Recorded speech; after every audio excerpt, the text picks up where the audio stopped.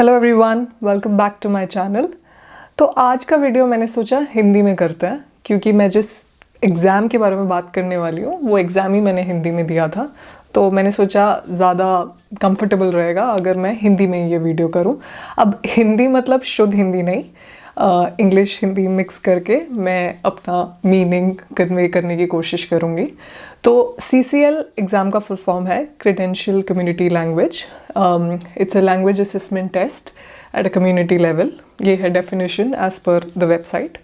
अब इस एग्ज़ाम में अलग अलग लैंग्वेजेस में आप ये एग्ज़ाम दे सकते हैं, जैसे हिंदी, पंजाबी, उर्दू, तमिल, आई थिंक तेलुगु भी ऐड हो गया है। तो मैंने ये एग्ज़ाम हिंदी में दिया था। मैंने 2019 में एग्ज़ाम दिया था। मेरा एग्ज़ाम फ़ेस टू फेस था, जैसे कि एग्ज़ामिनर बैठा था तो मैं गई वहाँ पे और मतलब एक हेडफोन दिया उन्होंने और वो भी बैठे हुए थे और फिर वो प्ले करते हैं रिकॉर्डिंग और फिर मुझे साथ के साथ बोलना पड़ता है और वो बस पूरा टाइम वो देख रहे हैं वो एग्ज़ाम कैसे जा रहा है, मैं कैसे कर रही हूँ और ये सब। लेकिन अब अपडेट के हिसाब से ऑनलाइन हो गया ये एग्ज़ाम, जो कि बहुत अच्छी बात है। आप कहीं भी बैठ के ये एग्ज़ाम दे सकते हैं और दूसरी चीज़ आप अपने हिसाब से स्लॉट्स बुक कर सकते हैं, पर दिक्कत सिर्फ ये है इसके स्लॉट्स बहुत ज़्यादा अवेलेबल नहीं है, तो आपको पहले से ही चेक करके अपना स्लॉट देखना पड़ेगा। अब चलते हैं इस एग्ज़ाम के फॉर्मेट की ओर। अब एग्ज़ाम में 2 डायलॉग्स होंगे आपके। हर डायलॉग में अलग अलग सेगमेंट्स होंगे। अब हर सेगमेंट में 35 वर्ड्स या उससे कम 11 या 10 वर्ड्स भी हो सकते हैं, तो वो डिपेंड करता है। अब हर एक डायलॉग किसी अलग टॉपिक पे होगा। जैसे पहला डायलॉग स्टार्ट हुआ, एक सेगमेंट आया, आपने उसका ट्रांसलेशन किया। जैसे अगर इंग्लिश में आया वो सेगमेंट तो आपको वो हिंदी या जो भी आपने सब्जेक्ट लैंग्वेज चूज़ किया जिसमें आप ये एग्ज़ाम देना चाहते हैं वो उसमें आप ट्रांसलेट करेंगे। फिर अगला वाला उस लैंग्वेज में आएगा which is a language other than English, फिर उसका आप ट्रांसलेशन करेंगे इंग्लिश में। तो ऐसे अलग अलग सेगमेंट्स। अब हर एक डायलॉग 45 मार्क्स का है। आपको पास होने के लिए 29 मार्क्स चाहिए और ओवरऑल पासिंग मार्क्स इज़ 63, मतलब आउट ऑफ 90 63 मार्क्स होने चाहिए आपके। अब टॉपिक्स अलग अलग हो सकते हैं। टॉपिक्स बहुत रियल लाइफ सिचुएशंस, मतलब ऑस्ट्रेलिया के एक कॉन्टेक्स्ट में क्या क्या बातें हो सकती हैं। इन्होंने कुछ टॉपिक्स के एग्जांपल्स भी दिए हैं इनके वेबसाइट में। तो मैं वेबसाइट का लिंक भी डालूंगी डिस्क्रिप्शन बॉक्स में, आप चेक कर सकते हैं। जैसे इमिग्रेशन, बिजनेस और ऐसे बहुत सारे टॉपिक्स जो ऑस्ट्रेलिया से रिलेटेड हो। इस पे होगा नॉर्मल कॉन्वर्सेशन। मैंने सोचा आपको एक एग्जांपल देती हूँ मैं, जिससे आपको एक अंदाज़ा लग जाएगा कि ये एग्ज़ाम होता कैसे है। तो सबसे पहले वो बताएंगे कि ये जो डायलॉग है ये किस चीज़ के बारे में होने वाला है। तो इसमें जैसे मैंने कहा अलग अलग सेगमेंट्स आएंगे, जो भी आपका लैंग्वेज आपने चूज़ किया है और इंग्लिश में। जैसे for example, a man is calling royal insurance services after a car accident. तो पहला सेगमेंट आया, royal insurance services, this is Charles, how can I help you today. इसके बाद आप एक बीप साउंड सुनेंगे और आपको फिर ये ट्रांसलेट करना है जो भी आपने लैंग्वेज चूज़ किया है अदर देन इंग्लिश। जैसे मेरे केस में मैंने हिंदी किया था, तो जैसे ही मैं वो बीप साउंड सुनूंगी तो मैं वो ट्रांसलेशन स्टार्ट करूँगी। रॉयल इंश्योरेंस सर्विसेज, मैं चार्ल्स बोल रहा हूँ, आज मैं आपकी कैसे सहायता कर सकता हूँ। फिर अगला सेगमेंट आया, मेरा अभी अभी पर्थ रोड पर एक्सीडेंट हो गया है, मेरी गाड़ी का अगला हिस्सा बिल्कुल तबाह हो चुका है। फिर आपको फिर ये ट्रांसलेट करना है इंग्लिश में। I right now met with an accident at Perth road and my car's back side is absolutely destroyed. फिर अगला सेगमेंट आया, please calm down, if you are injured you need to call an ambulance right away, otherwise I can do it for you. Recording में आया। फिर आपको इसको फिर translate करना है और ऐसी सेगमेंट्स आएंगे।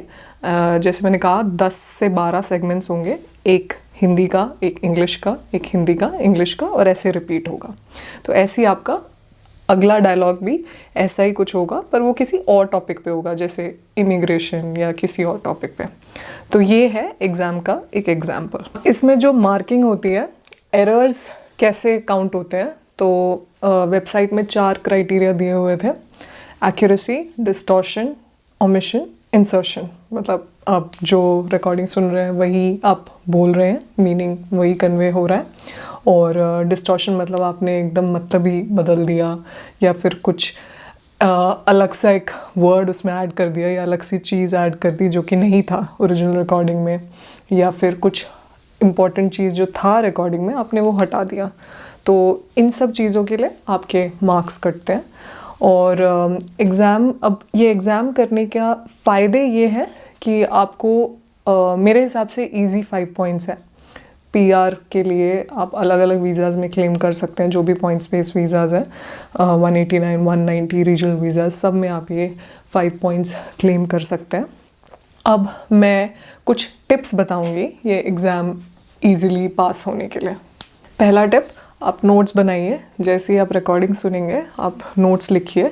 अगर आपका कंसंट्रेशन बहुत अच्छा है और आप याद कर सकते हैं, या मतलब आप रख सकते हैं अपने दिमाग में कि क्या चीज़ था, तो शायद आपको ज़रूरत ना पड़े, पर मैंने तो नोट्स बनाया था। अब नोट्स मतलब पूरे वर्ड्स ना लिखें क्योंकि इतना टाइम आपके पास होगा नहीं, तो शॉर्ट फॉर्म्स लिखें सिंबल्स में। जैसे रिकॉर्डिंग में अगर बोला था देयर वाज एन इंक्रीज़, तो एक एरो से डिनोट करे, there was a decrease, downward arrow. या I am very happy, thank you for the information, तो आई एम वेरी और स्माइली बना दिया, ऐसा कुछ जिससे भी आपका ईजी हो जाए नोट्स लिखना। फिर दूसरी चीज़, आप काउंटिंग पे ज़रूर ध्यान दीजिए क्योंकि नंबर्स बहुत आएंगे, तो 100 तक तो मैंने भी याद कर लिया था एक और बार, 92, 90। और जैसे 400,000 बोला है अगर इंग्लिश रिकॉर्डिंग में, तो आप हिंदी में 4 lakhs बोलेंगे। वैसे ही अगर 4 million में बोला था तो आप उसको हिंदी या जो भी आपका लैंग्वेज है उसमें आप फिर लैक्स में बोलेंगे।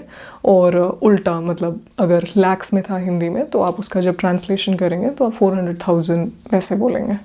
और चीज़ जो मुझे याद आ रही है, अगला, जैसे आप हर वर्ड मतलब याद नहीं कर पाएंगे या हर वर्ड का आप एग्जैक्ट नहीं बोल पाएंगे, तो मतलब इतनी दिक्कत नहीं होती।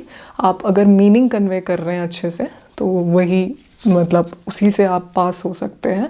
और अगर सपोज़ आपका कोई वर्ड है जिसका आपको बिल्कुल उस टाइम पे समझ ही नहीं आ रहा कि हिंदी ट्रांसलेशन क्या था, तो मैंने इंग्लिश में ही बोल दिया उसको, तो वो भी चलेगा, उससे भी काफ़ी लोग पास हुए हैं।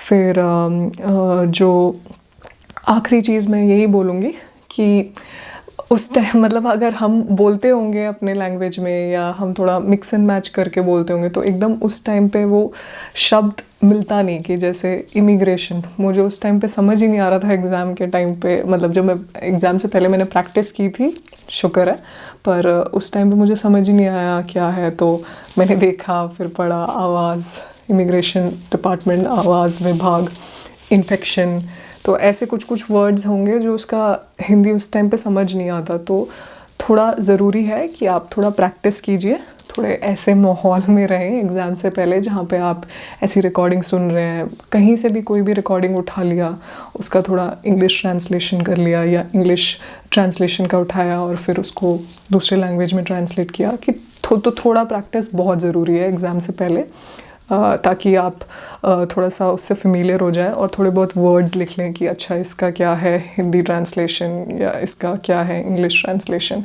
ऐसे। तो अब बहुत सारे ट्यूटोरियल्स हैं यूट्यूब में, या बहुत सारे ऐसे एजेंसीज़ भी हैं जो लेसन्स ऑफ़र करते हैं, मॉक टेस्ट ऑफ़र करते हैं। अब वो आपके ऊपर है, अगर आप कंफर्टेबल हैं अपने लैंग्वेज में तो शायद आपको ज़रूरत ना पड़े, बट अगर आपको लगता है कि नहीं आपको थोड़ी और प्रैक्टिस चाहिए तो आप इनमें भर्ती भी हो सकते हैं, वो आपकी पर्सनल चॉइस है।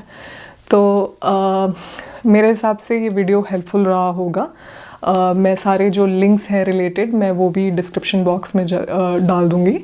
With this we come to the end of the video. Thank you. Content shared in this video is based on personal experience and research. If you enjoyed the video, like, share and subscribe. Keep watching, keep listening and continue learning.